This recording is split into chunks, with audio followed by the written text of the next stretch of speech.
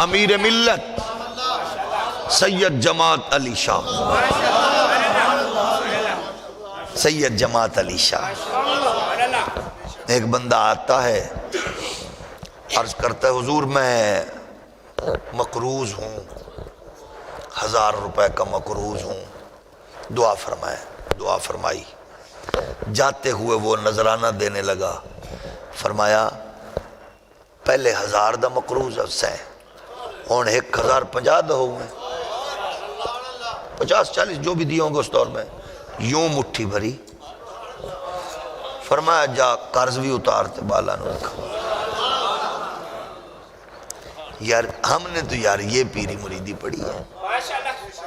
اچھا آگے کیا کہیں گے؟ آسان طریقہ کیا ہے؟ او جناب ساڑی تے مولویاں دی نہیں بن دی، اور کمینے ہاں تیری بنے کیوں؟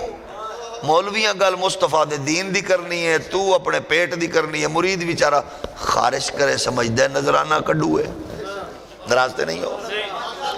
اولی اولی بولو۔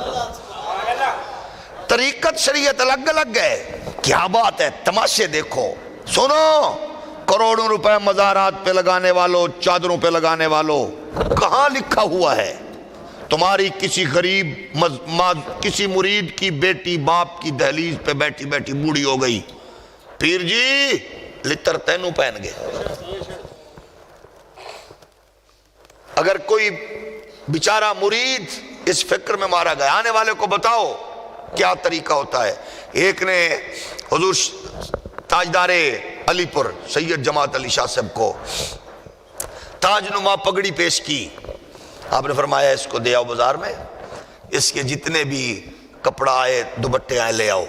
لوگوں نے کہا حضور اچھی بڑی لگ رہی ہے، فرمایا اگر ایک جماعت علی کا سر ڈھانپنے کی بجائے اگر 200 مصطفیٰ کریم کی شریعت میں خواتین کے سر ڈھانپے جائے تو زیادہ بہتر نہیں؟ ہم خلاف نہیں ہیں، ہم کہتے ہیں حق بنتا ہے اس پر توجہ دو، دھیان دو، اس پر شفقت فرماؤ، اس پر غور و خوض فرماؤ، اس پر سوچو، دھیان دو۔ رسول کائنات کے غلاموں، شریعت محمدی بہرحال اس کے اپنے اصول ہیں، نہیں کوئی کرے گا تو ظاہر ہے ہر ایک نے اپنا اپنا جواب دینا ہے۔ اچھا امام غزالی کیا کہتے ہیں؟ امام غزالی فرماتے ہیں مسجد کی تزئین و آرائش کرنا بہت اعلیٰ ہے، لیکن ضرورت مندوں اور فقراء پر پیسہ خرچ کرنا زیادہ ضروری ہے،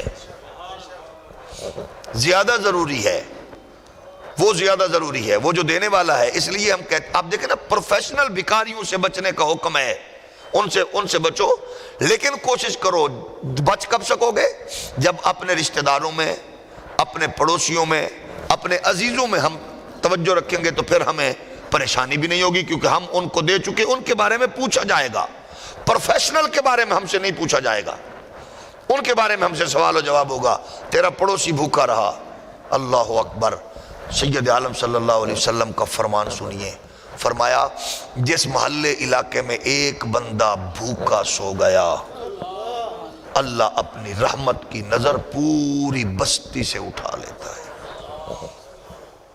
یہ ہے دین، اس سے بڑھ کر اور دین مصطفیٰ کیا ہو؟ آپ دیکھیں کہ قرآن مجید فرقان حمید کیا کہہ رہا ہے، فرمایا لَقَدْ جَاءَكُمْ رَسُولٌ مِّنْ أَنفُسِكُمْ عَزِيزٌ عَلَيْهِ مَا عَنِتُّمْ حَرِيصٌ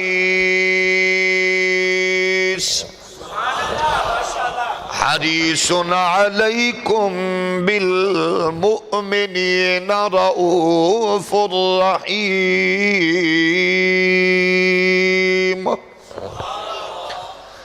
میرے کریم آقا علیہ السلام کے پیارے غلاموں، حضور سید عالم علیہ السلام کا مزاج مبارک، آپ کی عظمت و رفعت یہ گئے، وہ غلاموں کے لیے، امت کے لیے کتنے زیادہ اس حوالے سے حضور شفیق و کریم گئے، ہر لمحہ ہر لحظہ حضور اپنی امت پر مہربان ہے۔ یعنی تمہارا میرا تکلیف میں پڑنا میرے آقا کو گوارا نہیں ہے، ہماری تکلیف حضور کو پسند نہیں ہے، ہماری پریشانی کریم آقا علیہ السلام کو پسند نہیں ہے، تو جب میرے کریم کی شفقت یہ گئے، محبت یہ گئے، عنایت یہ گئے، تو ہمیں بھی اپنے بچوں کو یہ سبق یاد کرانا چاہیے کہ وہ نبیوں میں رحمت لقب پانے والے، مرادیں غریبوں، وہ نبیوں میں رحمت لقب پانے والے، مرادیں غریبوں۔ امام غزالی فرماتے گئے، ایک آدمی حضرت بشر بن حارث بڑے معروف صوفی ہیں اہل اللہ، ان کی خدمت میں حاضر ہوا، الوداعی سلام کہنے لگا، دعا کی درخواست کی، بابا جی اب اللہ والوں کا مزاج دیکھیے صوفیاء کا، بابا جی دعا فرمائیں۔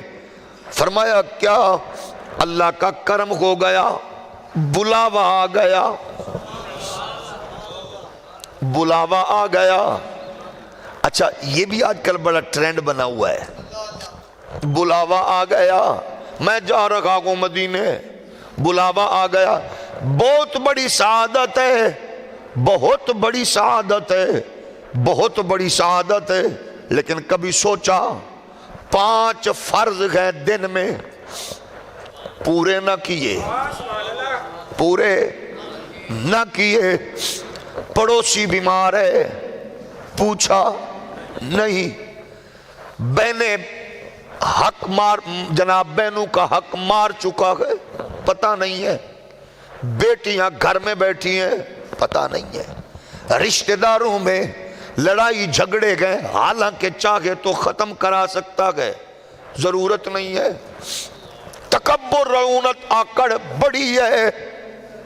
روزانہ اٹھ کے یہ ذرا دل پہ بوجھ رکھ کے یہ بات یہ بھی برداشت کر لیجیے، روزانہ اٹھ کے تازہ استرا،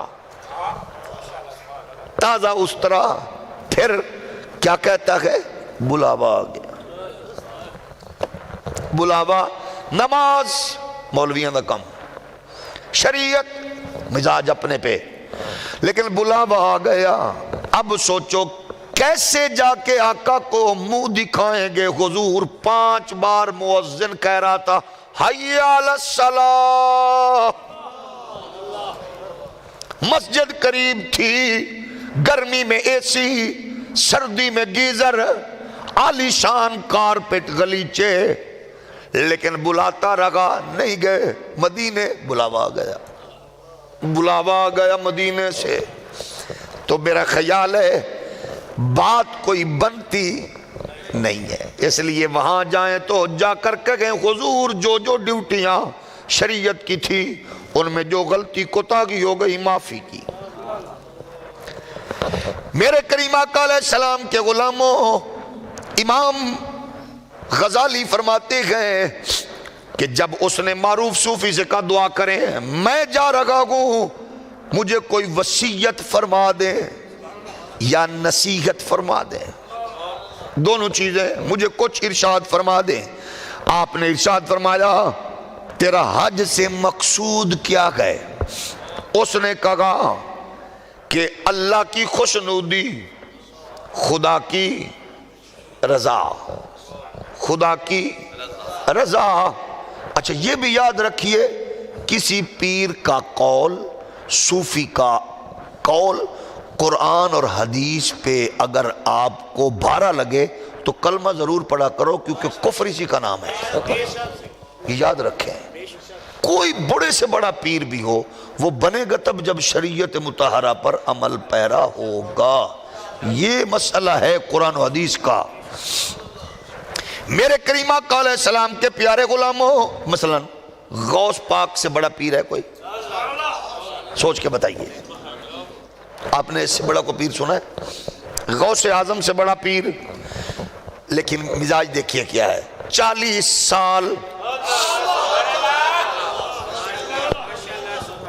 عشاء کے وضو سے فجر، آپ جانتے ہیں نا، 40 سال عشاء کے وضو سے، اس سے بڑا کو صوفیہ تو لائیں۔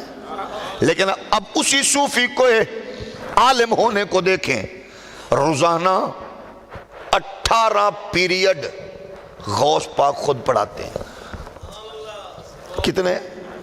18 پیریڈ پڑھانے والا عالم ہے، ایک کے نہیں، ہر علم کے الگ الگ پیریڈ، ڈیلی 18 پیریڈ، اس کو کہتے ہیں پیر۔ گلے میں موتی، گلے میں مٹکے، وہ جو کیا ہوتے ہیں من کے لٹکا لینا جناب، حالت غیر کر دینا، یہ دیکھ پہنچے ہوئے ہیں جناب، یہ بڑے صوفی ہیں، جو منہ سے کہہ دے ہو جاتی ہے۔ وہ اجے تے دجال نہیں آیا، وہ تے کمینہ جنت بھی نال چکی پھرداؤنا ہے، اپنی جہنم بھی نال لئی پھرداؤنا ہے۔ ایسے ایسے شعبدہ باز پیر آ گئے، ماشاءاللہ میرے پیر کو دیکھو، پھونک مارے کیل نکالتا ہے، کیل پھوکے مارا نل کیل نکل دن، اندرو کیل نکل، خدا کا خوف کرو، اتنا دین سے دھوکا، اندر سے کیا نکل رہے ہیں؟ کیل نکل رہے ہیں۔ میں ہاتھ جوڑ کے پوچھتا ہوں، حضور نے نکالے تھے؟ 1.25 لاکھ صحابہ نے کسی نے پھونک مار کے نکالے؟ مولا علی نے؟ ہولی ہولی بولو، غوث پاک؟ یہ نواں تماشا ہے، لائنیں لگی ہوئی ہیں، دنیا اکٹھی بیٹھی ہے، انتظار کر رہے ہیں کبھی